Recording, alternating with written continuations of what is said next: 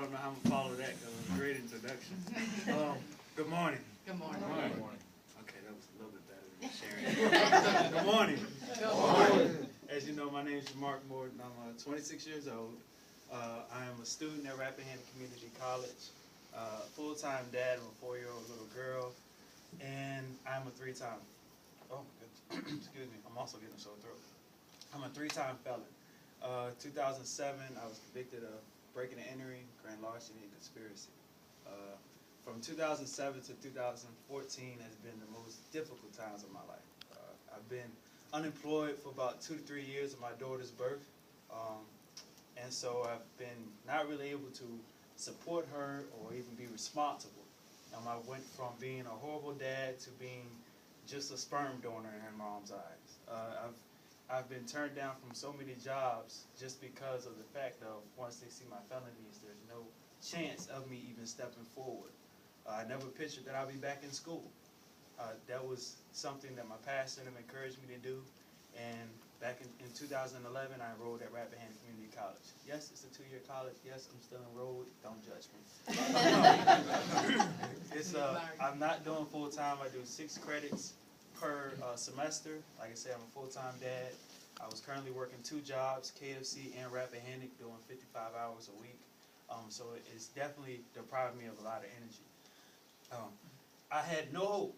I know we're throwing that word a lot around right now, but I had no hope. I couldn't imagine even having another job. I couldn't imagine even having my own place.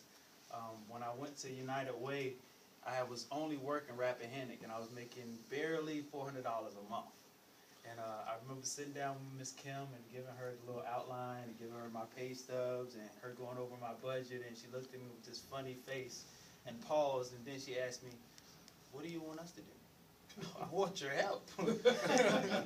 She says, "Okay, so what other income do you have?" I said, "That's it. You don't have child support?" "No, I'm not getting none of that. No, ma'am." She said, "Okay, well, we're going to see what we can do." So, she wrote me a few referrals, but I didn't yet use them because I didn't really know if I wanted to move into the trailer that I was going for. And so I went back in there, I guess about 6 months later. By now, I've been working at KFC, so I'm pulling in a little more money. So I take in both pay stubs now, KFC and Rappahannock, and she still gives me the same look.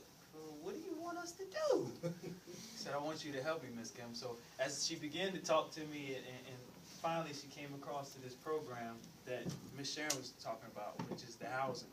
And she immediately started talking. Now, the only bad part about somebody bringing you good news after you've heard so much bad news is that you're still not prepared for the good news. So as she was telling me about the housing situation and the program that they were starting, it was still unbelievable.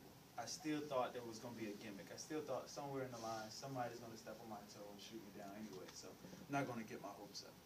So she's beginning to tell me about this housing. She's telling me, it's great, it's condos, it's $1,200 a month regularly, and my face frowns up like hers. What do you want me to do? And so I immediately wondering, what's the next step here? She says, well, the difference is we try to help you with partial of that amount. I said, okay, this is sounding better. And she says, we can even look for certain security deposits, certain first month's rents. And now my hope is being rebuilt because at one time I felt like I was lower than my shoelaces.